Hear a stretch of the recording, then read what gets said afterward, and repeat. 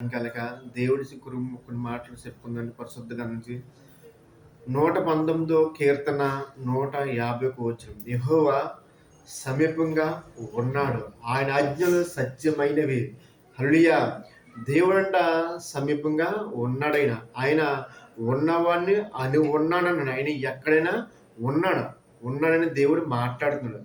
దేవుడు ఏమన్నంటే, నేను ఈ సెలవు నీతో మాట్లాడుతున్నా. నీకున్న కష్టం, నీకున్న బాధ, నీకున్న శ్రమ దేవుడు తీసివేస్తాడు దేవుడు. ఎందుకంటే నువ్వెన్నో కష్టాల్లో, ఎన్నో బాధ, ఎన్నో శ్రమల్లో ఉన్నావు. కానీ దేవుడు, బిడ్డ నువ్వు భయపడకు.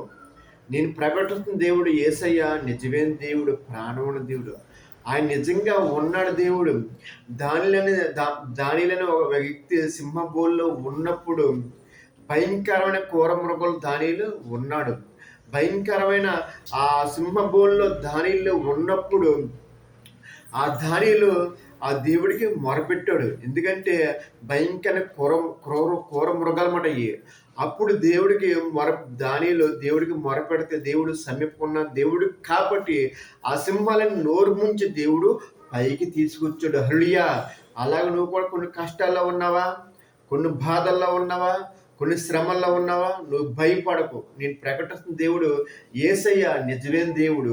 దానిని ఎలాగ సింహపు నుంచి ఎలా బయట తీసుకొచ్చాడో అలా నిన్ను కూడా దేవుడు తీసుకొస్తాడు.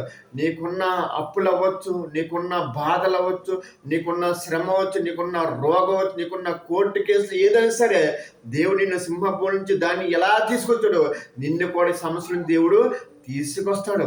నీ బతుకు మారుస్తాడు, నీ జీవితం మారుస్తాడు, నీ పరిస్థితిని దేవుడు మారుస్తాడు. ఎందుకంటే నీ ప్రకటన దేవుడు జీవాధిపతి, ప్రాణమున్న దేవుడు.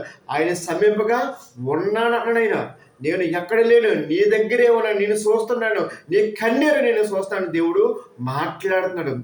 నీ జీవితాన్ని మారుస్తాడు, నీ బతుకుని మారుస్తాడు, నీ పరిస్థితిని మారుస్తాడు. దేవుడు నీతో మాట్లాడుతాడు. కాబట్టి ఈయన నన్ను నా కోసం ప్రార్థన దేవుడు మాట్లాడుతున్నాడు. ఆయన ప్రార్థన ఆలకించే దేవుడు. ఎందుకంటే మనుషుల హృదయాలు వెరుగుని దేవుడు. నీకున్న హృదయాల బరువు, నీ హృదయంలో కష్టం, ఆవేదన, శ్రమ దేవుడు చూస్తున్నాడు. ఈయన దేవుడు వైపు తిరిగితే నీ జీవితం, నీ బతుకు మారుస్తాడు. దేవుడు దీవించింది.